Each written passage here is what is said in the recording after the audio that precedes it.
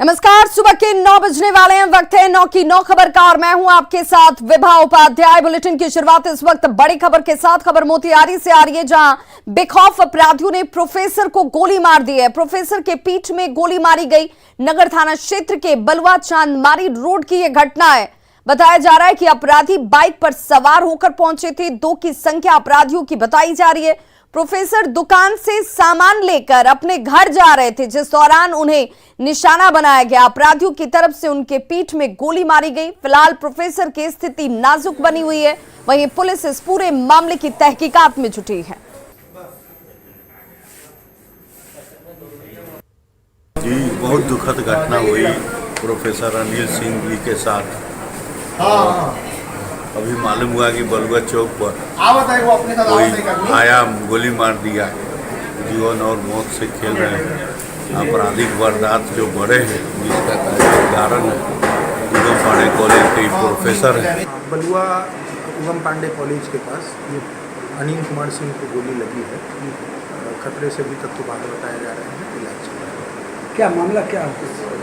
किसी को देखने की बात नहीं बता रहे हैं और घटना के विषय में कुछ भी नहीं बता रहे हैं। अभी अनुसंधान से ये क्लियर हो पाएगा। बड़ी खबर पटना से, जहां बिहटा में महिला से गैंगरेप की घटना को अंजाम दिया गया। हथियार के बल पर महिला के साथ गैंगरेप किया गया है। आधा दर्जन लोगों के खिलाफ महिला ने एफआईआर दर्ज कराई है बिहटा थाने में। पड़ोसी पवन यादव, अजय यादव, आकाश यादव सहित आधा दर्जन अपराधियों पर गैंगरेप का गंभीर आरोप महिला की तरफ से लगाया गया, जिसे लेकर अब एफआईआर दर्ज की गई है। महिला के साथ गैंगरेप के साथ साथ मारपीट भी की गई है। सोशल मीडिया पर युवक के साथ दोस्ती एक युवती को भारी पड़ गया। युवक ने युवती से पहले तो दोस्ती की और बाद में युवती के अश्लील वीडियो को सोशल मीडिया पर अपलोड कर दिया गया, जिससे परेशान होकर युवती ने कदमकुआं थाने में आरोपी युवक के खिलाफ मामला दर्ज कराया है। आरोपी युवक का नाम करण बेनीवाल है, जो यूपी के टुंडला का रहने वाला है। युवती की शिकायत पर पुलिस अब इस पूरे मामले की जांच में जुटी है।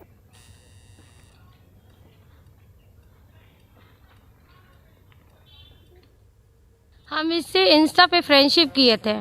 फ्रेंडशिप करते करते मेरा थोड़ा फ्रेंडशिप ज़्यादा बढ़ा। फैमिली से वो अपने बात करवाया। बोला कि उसकी बहन का, जैसे जिस टाइम फ्रेंडशिप किया था ना, उसकी बहन का शादी होने वाला था नवंबर में शायद, तो 29 या ऐसी कुछ 28, तो वो हमको बुलाया, फोर्स किया कि आओ आओ आओ। तो हम उसके वहाँ गए। ऐसे कर हमको बिना बोले वीडियो बनाया और उसके बाद ये रख लिया वीडियो ना। फिर उसके बाद ये हमको धमकी देने लगा, तुम हमसे बात नहीं करोगे तो तुम्हारा ये फोटो वीडियो सबको डाल देंगे, भेज देंगे, तुम्हारा दम बदनाम कर देंगे। खबर दरभंगा से, जहां 2 पक्षों के बीच पथराव के बाद पुलिस की मौजूदगी में एक बुजुर्ग की पीट कर हत्या कर दी गई। घटना बहादुरपुर थाने के अब्दुल्लापुर गांव में मंटू यादव और प्रदीप यादव के बीच पुराने विवाद से जुड़ा हुआ बताया जा रहा है। कहा जा रहा है कि 2021 में 50 साल की एक महिला माला देवी की पीट कर हत्या हुई थी और इसी को लेकर बदले की कार्रवाई में घटना को अंजाम दिया गया। हत्या के बाद सभी आरोपी फरार हैं। उसके बाद प्रशासन गए तो सब हथियार तथियार लऽ कऽ दौड़ले। हम सब रूम है, तब तक में हमर माँ घरे में छलखिन, पकड़ा गेलखिन। पर चाकू सब रड सब रात में फिर मारा जी। आपसी विवाद पुराना चल रहा है, दोनों पक्षों के लोग हैं, इसलिए प्रथम दृष्टया कुछ लोगों को 8 लोगों का नामजद के रूप में नाम दिया जा रहा है। लाश को पोस्टमार्टम के लिए भेजा गया है, आगे कार्रवाई की जाएगी। दरभंगा में अपराधियों ने गोली मारकर एक युवक की हत्या कर दी है। घटना तिलकेश्वर ओपी से महज 150 मीटर की दूरी पर हुई। स्थानीय लोगों के मुताबिक अपराधियों ने रंगदारी और वर्चस्व को लेकर करीब 20 की संख्या में पहुंचकर अंधाधुंध फायरिंग शुरू कर दी, जिससे गांव में अफरा तफरी का माहौल देखा गया और इसी दौरान भागने के चक्कर में एक युवक विजय कुमार को गोली लग गई, जिससे उसकी मौके पर ही मौत हो जाती है। पुलिस ने इस मामले में 3 लोगों को गिरफ्तार किया है। रंगदारी करता है, रंगदारी करने के बाद किसी भी घर पर दिस दैट कर ले, मारपीट कर दे, जबरदस्ती जोर जबरदस्ती किया। इसी कारण मेरा भाई यहाँ पर हॉस्पिटल में मृत्यु पड़ा हुआ है। कोई कुछ नहीं कर पा रहे वहाँ पर। शाम बजे लाश उठा के ले जाएंगे तो बोला नहीं, डीएसपी सर आएगा तब लाश उठाने के। तो हम लोग के फिर चले आए। ये मामला कर रहे हैं टोला का। बड़ी खबर बगहा से आ रही है, जहां गंडक के जलस्तर में भारी गिरावट दर्ज की गई है और इस गिरावट के साथ लोगों ने राहत की सांस ली है। नदी में अब पानी का डिस्चार्ज घट गया है। अब ये तकरीबन 1,92,000 क्यूसेक पानी तक जा पहुंचा है। लगातार गिर रहे गंडक के जलस्तर के बाद निचले इलाके के लोगों की परेशानी अब धीरे धीरे कम होने की उम्मीदें जगी हैं।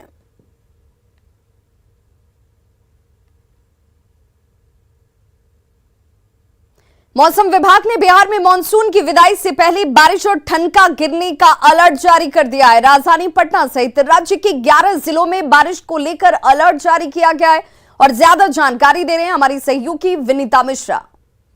राज्य में ठंड दस्तक देने लगा है। मानसून की भी एक हफ्ते में विदाई होने वाली है, लेकिन इसी बीच मौसम विभाग की तरफ से मौसम को लेकर अलर्ट जारी किया गया है। आपको बता दें कि मौसम विभाग ने कहा है कि आज पटना समेत कई ऐसे जिले हैं जहां हल्की बारिश के आसार नजर आ रहे हैं। वहीं बक्सर, गोपालगंज, पूर्वी और पश्चिम चंपारण समेत 11 जिलों के लिए वज्रपात की चेतावनी भी जारी की गई है। यानी 11 ऐसे जिले हैं जहां तेज बारिश होगी और वज्रपात को लेकर भी मौसम विभाग ने अलर्ट जारी किया है। अभी ठंड लगभग थोड़ी थोड़ी दस्तक देने लगी है। ऐसे में मानसून की विदाई भी होने वाली है, लेकिन मानसून जाते जाते अच्छी बारिश होने के आसार नजर आ रही हैं। आपको बता दें कि मौसम विभाग की तरफ से जो चेतावनी जारी की गई है उसके मद्देनजर 12 अक्टूबर यानी बुधवार को तेज बारिश होगी। यानी मौसम की विदाई से पहले एक बार फिर से राजधानी पटना समेत पूरे बिहार में अच्छी बारिश होगी। हालांकि आज की अगर हम बात करें तो आज पटना समेत कई ऐसे जिले हैं जहां हल्की बारिश होगी, लेकिन 12 अक्टूबर को पूरे बिहार में तेज बारिश होगी। हालांकि आज 11 ऐसे जिले हैं जहां मौसम विभाग ने तेज बारिश और वज्रपात को लेकर अलर्ट भी जारी किया है। कैमरा पर्सन मनीष जुनेजा के साथ विनीता मिश्रा, न्यूज़ 18 पटना। आज अश्विन माह की पूर्णिमा है और हर साल शरद पूर्णिमा का त्योहार बड़े ही धूमधाम से मनाया जाता है। आज सुबह से ही श्रद्धालुओं की भारी भीड़ गंगा के किनारे उमड़ी हुई है और ये भारी भीड़ इस वक्त आपके टीवी स्क्रीन पर भी, जहां पर गंगा के किनारे श्रद्धालु जो हैं वो गंगा में डुबकी लगाने के लिए पहुंचे हुए हैं। पूजा अर्चना करते हुए आपको लोगों की ये भीड़ नजर आ रही होगी। आज के दिन की मान्यता है कि इस दिन चांदनी रात में खीर रखने से चंद्रमा के औषधीय गुण खीर में पहुंचते हैं, क्योंकि इस दिन चंद्रमा 16 कलाओं से परिपूर्ण रहता है। खीर का सेवन करने से रोग प्रतिरोधक क्षमता दोगुनी हो जाती है।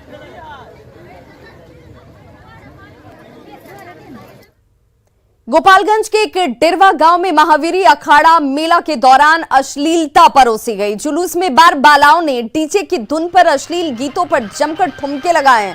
बार बालाओं ने घातक हथियारों का जमकर प्रदर्शन भी किया, जिसका वीडियो सोशल मीडिया पर इस वक्त तेजी से वायरल हो रहा है। न्यूज़ 18 हालांकि इस वायरल वीडियो की पुष्टि नहीं करता। हालांकि पुलिस ने वायरल वीडियो के आधार पर मामला दर्ज किया है और आगे की कार्रवाई में जुट गई है।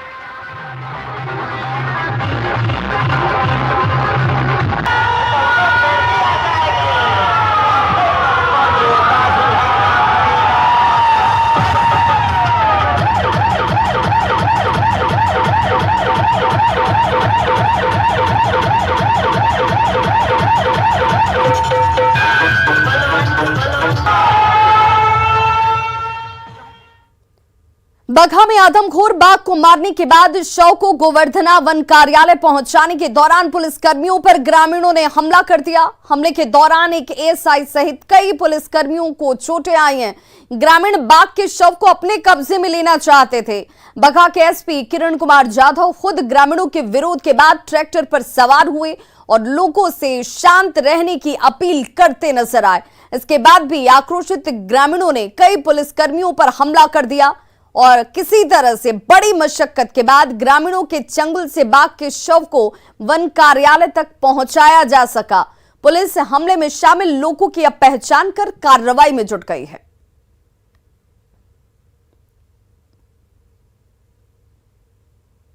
नौ लोगों की जान ले चुका बगहा का आदमखोर बाघ आखिरकार मार गिराया गया। 26 दिनों से जिस आदमखोर बाघ की तलाश की जा रही थी, उसे शूटर्स ने खेत में घेरकर 4 गोलियां मारी और ये नरभक्षी पल भर में वहीं पर ढेर हो गया।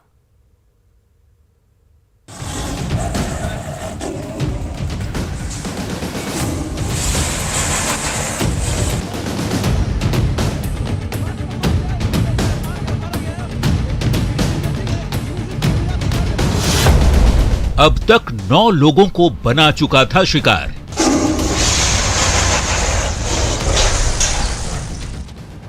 बगहा में जिस आदमखोर बाघ ने आतंक मचा रखा था,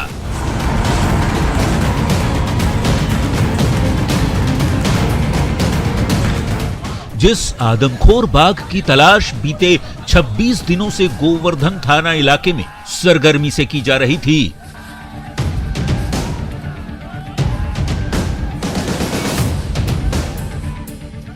वो नरभक्षी आखिरकार बलवा गांव में ढेर कर दिया गया।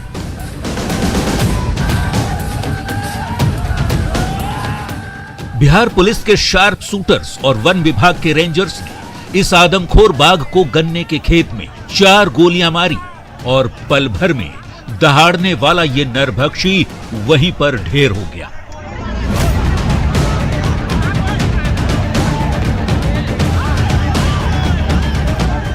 ये आदमखोर बाघ 9 ग्रामीणों का शिकार कर चुका था।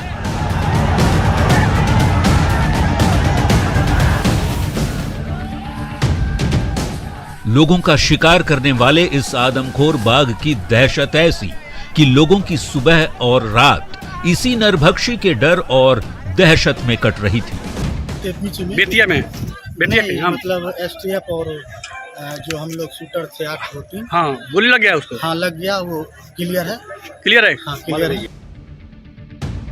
7 घंटे के ऑपरेशन के बाद ढेर इस आदमखोर बाघ को शूटर्स ने गन्ने के खेत में घेर कर 4 गोलियां मारी। आदमखोर को पकड़ने के लिए वन विभाग ने 400 लोगों की पूरी फौज मैदान में उतार दी थी। 60 फॉरेस्ट गार्ड, 5 वैन, 4 बड़े जाल, 2 ट्रैंक्विलाइजर गन, 2 ट्रैक्टर, 40 सीसीटीवी कैमरे और 1 ड्रोन की मदद ली जा रही थी। राइफल से लैस टीम हाथी पर सवार होकर लगातार आदमखोर बाघ की तलाश कर रही थी। अब ये आदमखोर बाघ ढेर हो चुका है और वाल्मीकि टाइगर रिजर्व के आसपास के गांव में रह रहे लोगों ने राहत की सांस ली है। बगहा से न्यूज़ 18 के लिए मुन्ना राज की रिपोर्ट।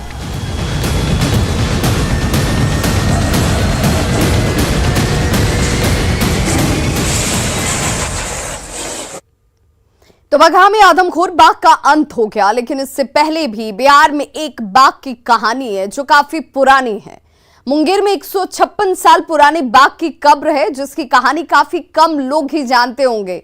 दरअसल सन 1862 में एशिया के सबसे पहले रेल कारखाने की स्थापना की गई थी, क्योंकि जमालपुर की भौगोलिक स्थिति ऐसी थी कि वहां एक साथ पहाड़, जंगल और गंगा मौजूद थी। इस फैक्ट्री में अंग्रेज जिसका नाम थॉमस रॉबर्ट काम करते थे और अपनी पत्नी के साथ जमालपुर में रहते थे। 13 जून 1864 की बात है जब थॉमस रॉबर्ट अपनी पत्नी एलिजा के साथ मॉर्निंग वॉक कर रहे थे और तभी एक बाघ ने दोनों पर हमला बोल दिया। हमले से बचने के लिए थॉमस ने बाघ पर अपनी बंदूक तान दी, लेकिन बाघ के हमले से बंदूक हाथ से छिटक जाता है। वहीं बाघ ने तब तक उनकी पत्नी पर हमला बोल दिया था। थॉमस बाघ से निहत्थे ही भिड़ गए। दोनों के बीच काफी देर तक युद्ध चला। तभी थॉमस के हाथ में बंदूक आ गई और उसने बाघ को मार दिया, लेकिन बाघ के हमले में थॉमस काफी घायल हो चुके थे और उन्होंने वहीं पर दम तोड़ दिया। अंग्रेजों ने बाघ और थॉमस का कब्र वहीं पर बनवाया है। ऐसा कहा जाता है कि पूरे देश में इकलौता मुंगेर ऐसा जिला है जहां बाघ का कब्र बना हुआ है। माँ की वाहिनी जो मैंने हम लोग भी ये समझते हैं, चूँकि वह जहाँ पर कि वह युद्ध हुआ, उस युद्ध के आसपास आप सामने जब देखेंगे आप पहाड़ी के ऊपर, तो माँ अमला काली का एक मंदिर है। तो लोगों का कहना है, कुछ लोगों का कहना है कि वह शेर जो है माँ की साक्षात वाहिनी थी।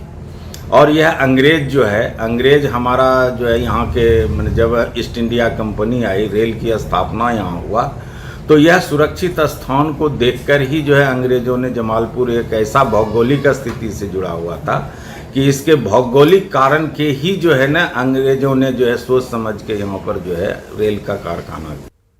बगहा में जहां एक बाघ ने आतंक मचाया तथा 9 लोगों को कब्र तक पहुंचाया, वो एक अलग कहानी है।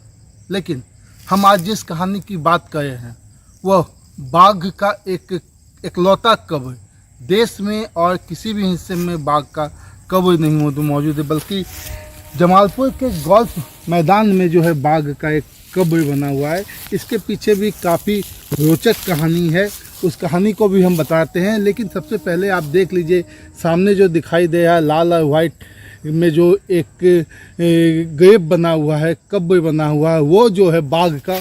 और इसके ठीक अपोजिट साइड में ये जो कब्र बना हुआ है एक इंग्लिश मैन का कब्र है, जिसका युद्ध जो है इस बाघ के साथ हुआ था। अब जो कहानी है उस पर हम आते हैं। कहानी यह है कि 1864 में जो ये इंग्लिश मैन थे, यहाँ के रेल कारखाना में स्टाफ था, थॉमस नाम है इनका, ये जो है उस समय आए हुए थे और सुबह सुबह अपनी बीवी के साथ इस गोल्फ मैदान में वो घूमने निकले थे और अचानक ही उनका जो है सामना जो है एक आदमखोर बाघ से हो गया और बाघ ने उन दोनों पे हमला किया। और हमला इतना ज़्यादा था कि दोनों ही काफ़ी भयभीत हो गए और बाघ, लेकिन हालांकि इंग्लिश मैन थॉमस ने जो है वो जब अपनी बीवी पे हमला होते हुए देखा तो वो बाघ से आमने सामने का युद्ध को ठान लिया। युद्ध काफ़ी देर तक चला, हालांकि बाघ ने काफ़ी हमले किए जिसमें थॉमस जो है घायल हो गए। लेकिन उस घायल अवस्था में ही ये थॉमस ने अपनी पिस्टल को निकाल के उस बाघ पे चला दी, जिससे बाघ की भी मौत हो गई।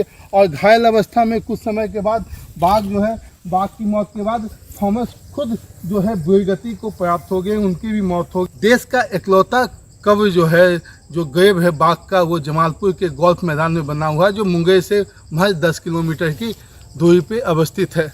अरुण शर्मा, न्यूज़ 18 मुंगेर। और अब बात डेंगू की, जो लगातार बिहार के कई जिलों में पांव पसारा है। सिवान में भी डेंगू अब तेजी से बढ़ने लगा है। डेंगू का सबसे ज्यादा कहर महाराजगंज में देखने को मिल रहा है, जहां शहरी अथवा ग्रामीण इलाकों में नगर परिषद या प्रशासन की तरफ से फॉगिंग नहीं की जा रही है और यही वजह है कि लोगों में डर का माहौल है। सरकारी आंकड़ों में 8 लोगों को डेंगू से पीड़ित बताया जा रहा है, लेकिन जिले में मरीजों की संख्या सरकारी आंकड़े से कहीं ज्यादा बताई जा रही है। डेंगू से निपटने के लिए जिला प्रशासन पूरी तरह से तैयार होने का दावा कर रहा है, लेकिन लोग इस दावे को खोखला बता रहे हैं। देखिए, मैं आपके माध्यम से तमाम लोगों को ये कहूँगा कि अफवाहों के चक्कर में न पड़ें। सिवान में मात्र 8 केस पॉजिटिव हैं और उनका स्क्रीनिंग हम लोग कर रहे हैं। प्रतिदिन उनके हेल्थ का स्टेटस हम लोग ले रहे हैं और प्रयास कर रहे हैं कि उनको बेहतर चिकित्सा सुविधा प्रदान कर सकें। और 8 केस हमारे यहाँ सिवान में हैं, पॉजिटिव हैं और अभी वो आउट ऑफ रिस्क हैं, प्रोग्रेस में हैं। और कचरा गिर कर उसी तरह से पड़ा हुआ है, ना इसका देख रेख कोई कर रहे हैं, ना कुछ है, छिड़काव भी नहीं होता है और तरह तरह की बीमारियां फैल रही है। इसका कोई मैंने देखने सुनने वाला नहीं है। डेंगू का भी मैंने सुन रहे हैं, तम लोग भाई जब आप लोग आ गए हैं तो अच्छी बात है। डेंगू का शिकार लोग हो रहे हैं, इसमें छिड़काव कराया जाए कि दलित बस्ती है और छोटे छोटे बच्चे हैं गरीब परिवार के, अगर किसी का हो गया तो बुझिए कि पूरे घर में सब एथी हो जाएगा। सिवान में डेंगू पांव पसार रहा है, इसके चपेट में लगातार कई लोग आ रहे हैं, तो वहीं महाराजगंज इलाका सबसे प्रभावित है। स्वास्थ्य विभाग के आंकड़े के अनुसार अभी तक 8 लोग डेंगू की चपेट में हैं, जबकि स्थानीय लोग का कहना है कि इससे करीब सैकड़ों लोग इसके चपेट में आ गए हैं। लिहाजा स्वास्थ्य विभाग और नगर परिषद ये दावा कर रहा है कि हम हर इलाके और चौक चौराहे पर फॉगिंग कर रहे हैं ताकि इस पर अंकुश पाया जा सके। तो वहीं मोहल्लावासी और स्थानीय लोग की कहना है कि स्वास्थ्य विभाग और नगर परिषद द्वारा अभी तक कहीं फॉगिंग नहीं की गई है। ऐसे में आवश्यकता है स्वास्थ्य विभाग और नगर परिषद को फॉगिंग करने की, छिड़काव करने की और लोगों को जागरूक करने की, तो साथ ही साथ स्थानीय लोगों को एक दायित्व बनता है कि अपने मोहल्ला, अपने चौक चौराहे को साफ रखें ताकि डेंगू से बचा जा सके। मृत्युंजय कुमार सिंह, न्यूज़ 18 सिवान। तो खबरों का सिलसिला लगातार जारी है, आप देखते रहिए न्यूज़ 18 बिहार झारखंड, यहां खबरों का सिलसिला कभी नहीं थमता।